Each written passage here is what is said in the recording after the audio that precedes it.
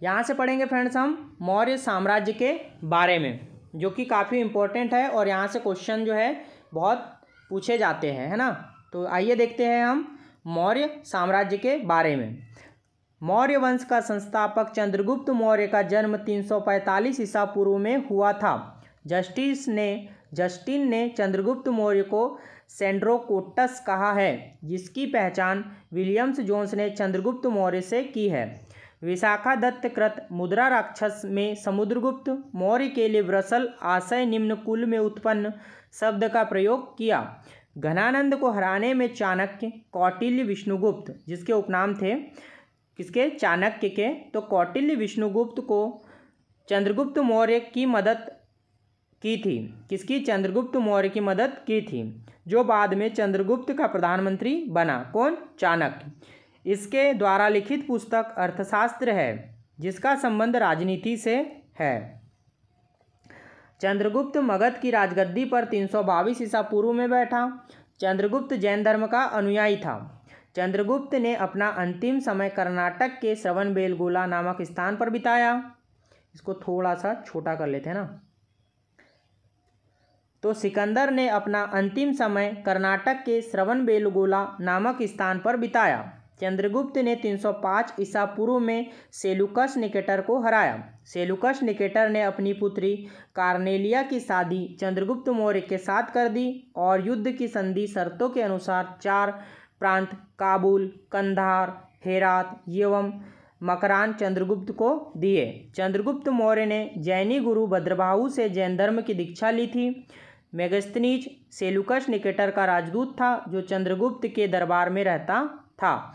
Megasthenes द्वारा लिखी गई पुस्तक इंडिका है। मेगस्थनीज के अनुसार सम्राट का जनता के सामने आने के अवसरों पर शोभा यात्रा के रूप में जश्न मनाया जाता है।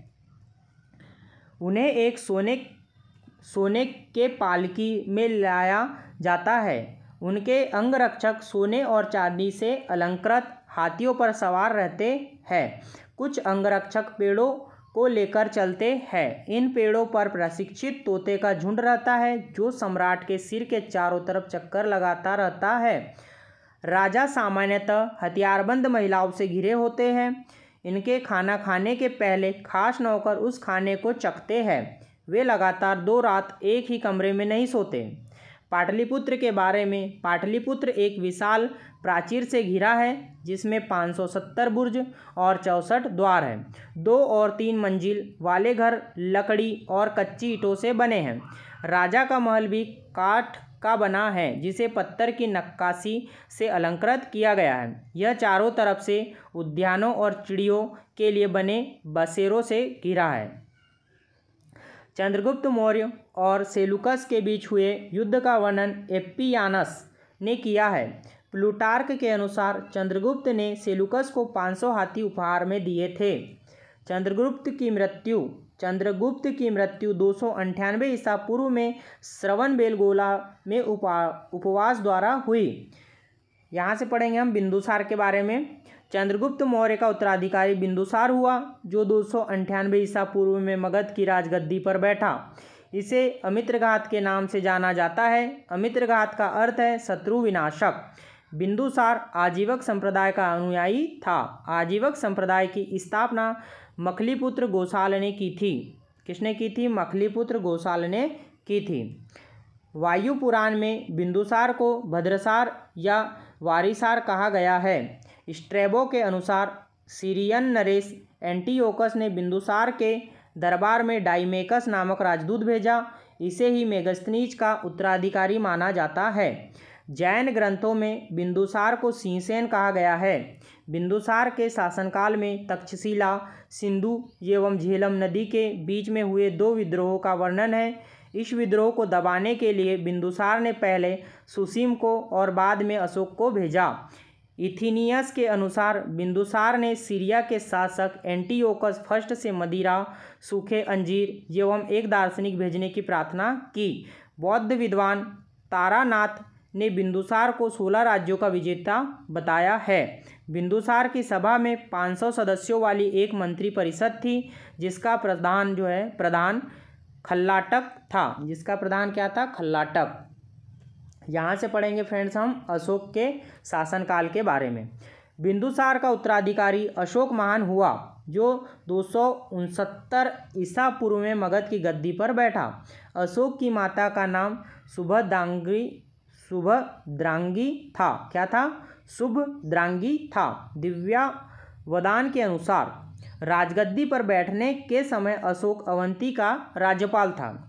मास्की, गुर्जरा, नेत्तूर एवं उडेगोलम के लेखों में अशोक का नाम अशोक मिलता है। अशोक का इतिहास हमें मुख्यतः उसके अभिलेखों से ही ज्ञात होता है। इसके अभिलेखों को निम्नलिखित वर्गों में विभाजित किया जा सकता है। पहला है शिलालेख, दूसरा है स्तंभलेख और तीसरा है गुहालेख। थोड़ा सा इसे अब बड़ा कर लेते हैं ना। नोट दिया हुआ है यहाँ पर कि D.R. भंडाकर जैसे इतिहासकार ने अभिलेखों के आधार पर ही अशोक का इतिहास लिखने का प्रयास किया है। कर्नाटक के गुलबर्गा जिला के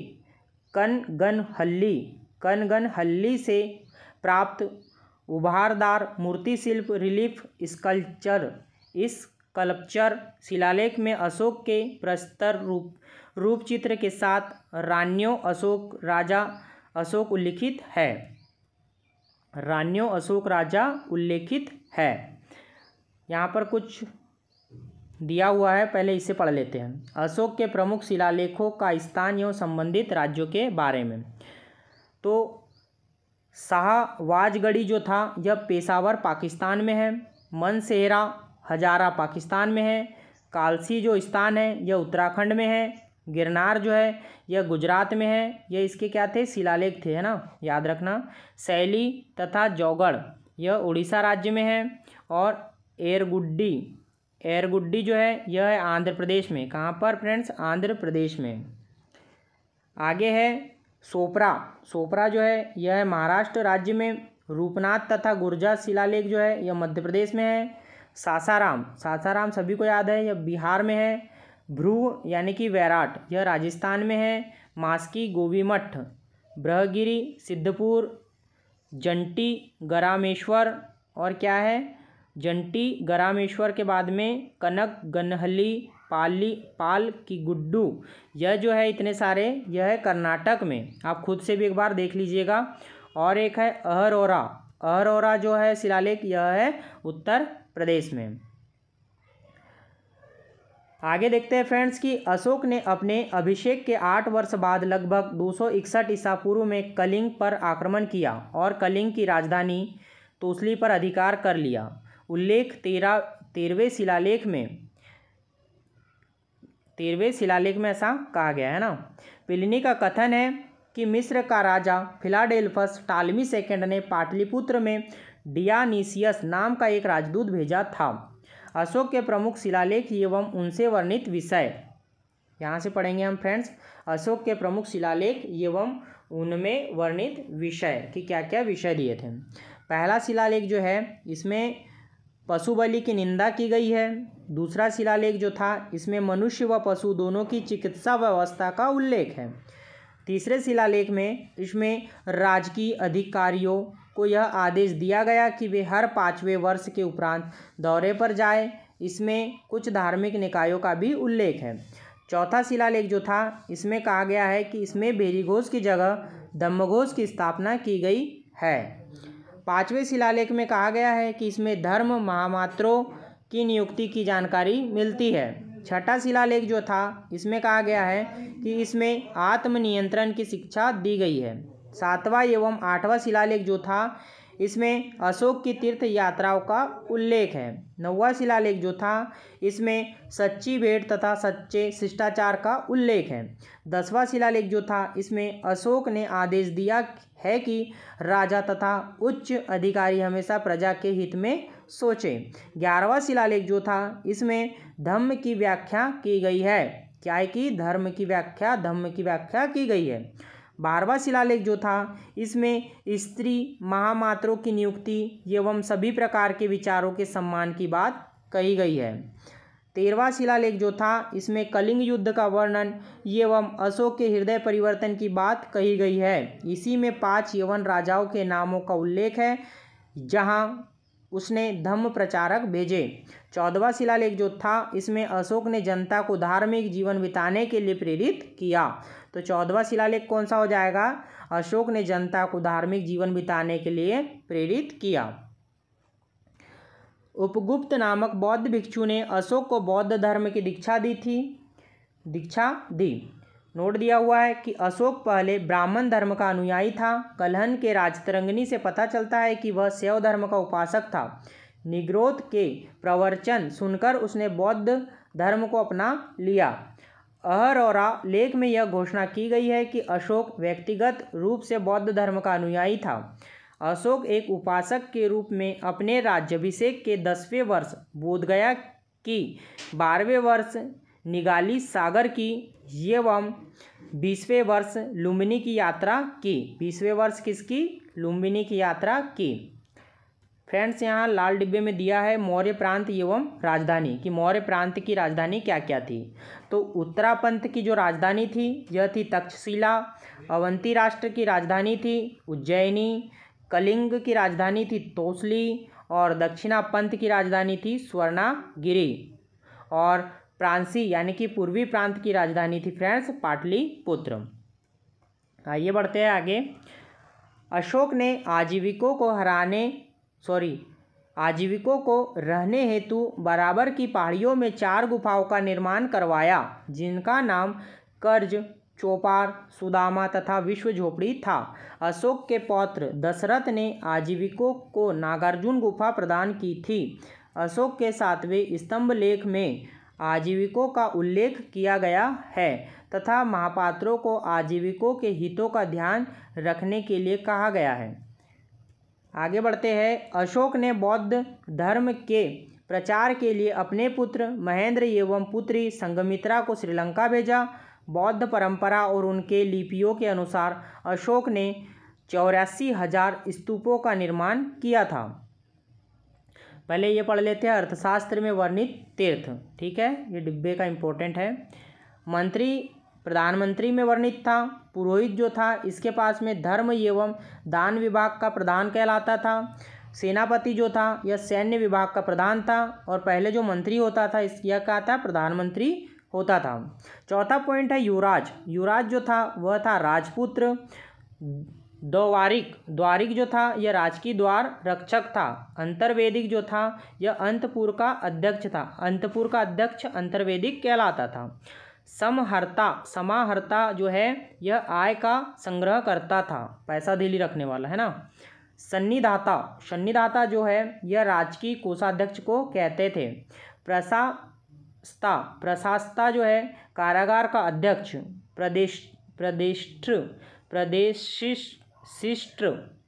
प्रदेशिष्ट्र जो है यह कमिश्नर कहलाता था। पौर जो है नगर का कोतवाल कहलाता था। व्यवहारिक यह प्रमुख न्यायाधीश होता था। नायक जो है यह नगर रक्षा का अध्यक्ष होता था। आगे है फ्रेंड्स कर्मांतिक जो है उद्योगों एवं कारखानों का अध्यक्ष होता था। कर्मांतिक जो कार्य करता था, है ना। मंत्रिपरिषद जो है यह होते थे अध्यक्ष को कहते थे। दंडपाल जो है फ्रेंड्स यह सेना का सामान एकत्र करने वाला होता था, दंडपाल। दुर्ग का रक्षक होता था, दुर्गपाल। अंतपाल जो था यह सीमावर्ती दुर्गों का रक्षक होता था। याद रखना, सीमा का रक्षक होता था। भारत में शिलालेख का प्रचलन सर्वप्रथम अशोक ने किया। अशोक के शिलालेखों में ब्राह्मी, खरोष्टी, ग्रीक एवं अरमाइक लिपि का प्रयोग हुआ है। ग्रीक एवं अरमाइक लिपि को अभिलेख अफगानिस्तान से क्या लिखा हुआ है कि ग्रीक एवं अरमाइक लिपि का अभिलेख जो है यह अफगानिस्तान से। खरोष्टी लिपि का अभिलेख जो है यह शाहवाजगढ़ी से एवं मन सेहरा पाकिस्तान से और शेष भारत से ब्राह्मी लिपि के अभिलेख मिले हैं। नोट दिया हुआ है यहाँ पर कुछ की खरोष्टी लिपि दाई से बाई ओर लिखी जाती थी। अशोक के अभिलेखों को 3 भागों में बांटा जा सकता है। पहला है शिलालेख, दूसरा है स्तंभलेख और तीसरा है गुहालेख। अशोक के शिलालेख की खोज 1750 ईस्वी में पाद्रेटी पैंथेलर ने की। पाद्रेटी क्या लिखा हुआ है, पाद्रेटी पैंथेलर ने की थी। इनकी संख्या 14 है। अशोक के अभिलेख पढ़ने में सबसे पहली सफलता 1837 ईस्वी में जेम्स प्रिंसेप को हुई। अशोक के स्तंभ लेखों की संख्या 7 है, जो केवल ब्राह्मी लिपि में लिखी गई है। यह 6 अलग अलग स्थानों से प्राप्त हुआ है। प्रयाग स्तंभ लेख, यह पहले कौशाम्बी में स्थित था। इस स्तंभ लेख को अकबर ने इलाहाबाद के किले में स्थापित कराया। दूसरा है दिल्ली टोपरा, यह स्तंभ लेख फिरोज शाह तुगलक के द्वारा टोपरा से दिल्ली लाया गया। तीसरा है दिल्ली मेरठ, पहले मेरठ में स्थित यह स्तंभ लेख फिरोज शाह द्वारा दिल्ली लाया गया है। चौथा है रामपुरवा, यह स्तंभ लेख चंपारण यानी कि बिहार में स्थापित है। इसकी खोज 1872 में कार्लायल ने की। पांचवा है लौरिया अरेराज, लौरिया अरेराज चंपारण बिहार में है यह। छठवा है लौरिया नंदनगढ़, क्या लिखा है, लौरिया नंदनगढ़ चंपारण बिहार में। इस स्तंभ पर मोर का चित्र बना है। कौशाम्बी अभिलेख को रानी का अभिलेख कहा जाता है। अशोक का 7वां अभिलेख सबसे लंबा है। अशोक का सबसे छोटा स्तंभ लेख रुम्मनदेही है। याद रखना फ्रेंड्स, एक बार फिर से देखते हैं क्योंकि वेरी इंपॉर्टेंट है यह। अशोक का 7वां अभिलेख सबसे लंबा है। अशोक का सबसे छोटा स्तंभ लेख रुम्मीदेही है। क्या है, रुम्मीदेही। इसी में लुम्बिनी में धर्म यात्रा के दौरान अशोक द्वारा भू राजस्व की दर घटाकर 1/8 भाग कर दिया और लुम्बिनी ग्राम का धार्मिक कर बलि माफ कर दिया। कुछ नोट दिया हुआ है यहाँ पर कि महास्थान बांग्लादेश से प्राप्त सोहगोरा का ताम्रपत्र अभिलेख में मौर्यकाल में अकाल सूखा जैसे देवी प्रकोप के समय राज्य द्वारा राहत कार्य किए जाने का विवरण प्राप्त होता है। प्रथम पृथक शिलालेख में यह घोषणा है कि सभी मनुष्य मेरे बच्चे हैं। अशोक का सार एक कुन्ना कंदहार अभिलेख ग्रीक एवं अरमाइक भाषाओं से प्राप्त हुआ है। साम्राज्य में मुख्यमंत्री एवं पुरोहित को नियुक्ति के पूर्व इनके चरित्र को काफ़ी जांचा परखा जाता था, जिसे उफता परीक्षण कहा जाता था। सम्राट की सहायता के लिए एक मंत्री परिषद होती थी, जिसमें सदस्यों की संख्या 12, 16 या 20 हुआ करती थी। अर्थशास्त्र में शिरस्त अधिकारी के रूप में तीर्थ का उल्लेख मिलता है, जिसे महामात्र भी कहा जाता था। इसकी संख्या 18 थी। अर्थशास्त्र में चर जासूस को कहा गया है। अशोक के समय मौर्य साम्राज्य में प्रांतों की संख्या 5 थी। प्रांतों को चक्र कहा जाता था। प्रांतों के प्रशासक कुमार या आर्यपुत्र या राष्ट्रिक कहलाते थे। प्रांतों का विभाजन विषय में किया गया था, जो विषयपति के अधीन होते थे। प्रशासन की सबसे छोटी इकाई ग्राम थी, जिसका मुखिया ग्रामिक कहलाता था। प्रशासकों में सबसे छोटा गोप था, जो 10 ग्रामों का शासन संभालता था। एक बार फिर से कि प्रशासकों में सबसे छोटा गोप था, जो 10 ग्रामों का शासन संभालता था। कुछ दिया हुआ है डिब्बे में कि प्रशासनिक समिति एवं उसके कार्य, समिति और कार्य। प्रथम जो समिति थी उद्योग एवं शिल्प कार्य का निरीक्षण करती थी। द्वितीय समिति जो थी यह विदेशियों की देखरेख करती थी। तृतीय समिति जो थी यह जन्म मरण का विवरण रखना। चतुर्थ समिति जो थी यह व्यापार एवं वाणिज्य की देखभाल करती थी। पंचम समिति निर्मित वस्तुओं के विक्रय का निरीक्षण करती थी। और पांचवी थी निर्मित वस्तुओं का विक्रय का निरीक्षण। और छठवीं जो समिति थी यह बिक्री कर वसूला करना इसका कार्य था। फ्रेंड्स, अगर वीडियो पसंद आ रहा हो तो वीडियो को लाइक ज़रूर करना, और जो भी स्टूडेंट यहाँ चैनल पर नए हैं चैनल को सब्सक्राइब कर ले और बेल आइकन भी प्रेस कर दीजिए, ताकि लूसेंट सामान्य ज्ञान के वीडियो जो है आपको प्राप्त होते रहे। आइए बढ़ते हैं आगे। मेगास्थनीज के अनुसार नगर का प्रशासन 30 सदस्यों का एक मंडल करता था, जो 6 समितियों में विभाजित था। प्रत्येक समिति में 5 सदस्य होते थे। बिक्री कर के रूप में मूल्य का 10वां भाग वसूला जाता था। इसे बचाने वाले को मृत्युदंड दिया जाता था। मेगास्थनीज के अनुसार एग्रोनोमाई मार्ग निर्माण अधिकारी था। जस्टिन के अनुसार चंद्रगुप्त मौर्य की सेना में लगभग 50,000 अश्वारोही सैनिक, 9,000 हाथी व 8,000 रथ थे। याद रखना 50,000 क्या थे, सैनिक थे, और अश्वारोही सैनिक 9,000 और 8,000 रथ थे। जस्टिन नामक यूनानी लेखक के अनुसार चंद्रगुप्त ने अपनी 6 लाख की फौज से सारे भारत को रौंद दिया। यह बात सही भी हो सकती है और नहीं भी, लेकिन यह सही है कि चंद्रगुप्त ने पश्चिमोत्तर भारत को सेल्यूकस की गुलामी से मुक्त किया। जस्टिन ने चंद्रगुप्त की सेना को लुटेरों की सेना कहा है।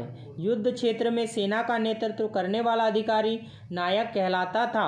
सैन्य विभाग का सबसे बड़ा अधिकारी सेनापति होता था। प्लिनी नामक यूनानी लेखक के अनुसार चंद्रगुप्त की सेना में 6 लाख पैदल सिपाही, 30,000 घुड़सवार और 9,000 हाथी थे। मेगस्थनीज के अनुसार मौर्य सेना का रखरखाव 5 सदस्यीय 6 समितियां करती थी।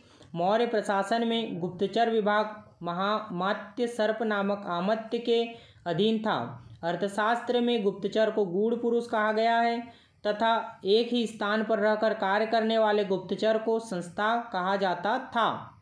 एक स्थान से दूसरे स्थान पर भ्रमण करके कार्य करने वाले गुप्तचर, क्या लिखा है, गुप्तचर को संचार कहा जाता था। डिब्बे में कुछ दिया हुआ है, इसे भी देख लेते हैं। सैन्य समिति एवं उनके कार्य, यह तो अपन ने पढ़ लिया है ना। आगे है फ्रेंड्स कि अशोक के समय जनपदीय न्यायालय के न्यायाधीश को राजुक कहा जाता था। सरकारी भूमि को सीता भूमि कहा जाता था। बिना वर्षा के अच्छी खेती होने वाली भूमि को अदेव मात्रक कहा जाता था। मौर्य काल में द्रोण अनाज के माप के लिए प्रयोग होता था। मेगस्थनीज ने भारतीय समाज को 7 वर्गों में विभाजित किया। पहला है दार्शनिक, दूसरा है किसान, तीसरा है अहीर, चौथा है कारीगर, पांचवा है सैनिक, छठवा है निरीक्षक और सातवां है सभासद। सातवां क्या है, सभासद। स्वतंत्र वेश्यावृत्ति को अपनाने वाली महिला रूपाजीवा कहलाती थी। नंद वंश के विनाश करने में चंद्रगुप्त मौर्य ने कश्मीर के राजा प्रवर्तक से सहायता प्राप्त की थी। मौर्य शासन 137 वर्षों तक रहा। भगवत पुराण के अनुसार मौर्य वंश में 10 राजा हुए, जबकि वायु पुराण के अनुसार 9 राजा हुए। मौर्य वंश का अंतिम शासक बृहदत्त था। इसकी हत्या उसके सेनापति पुष्यमित्र शुंग ने 185 ईसा पूर्व में कर दी और मगध पर शुंग वंश की नींव डाली। एक बार फिर से पढ़ लेते हैं लास्ट वाला पॉइंट, क्योंकि इम्पोर्टेंट है। मौर्य वंश का अंतिम शासक बृहदत्त था। इसकी हत्या इसके सेनापति पुष्यमित्र शुंग ने 185 ईसा पूर्व में कर दी और मगध पर शुंग वंश की नींव डाली। नोट दिया हुआ है यहाँ पर, इम्पोर्टेंट रहता है इसलिए ये नोट दिया हुआ रहता है कि अशोकाराम बिहार पाटलिपुत्र में था। अशोकाराम बिहार पाटलिपुत्र में था।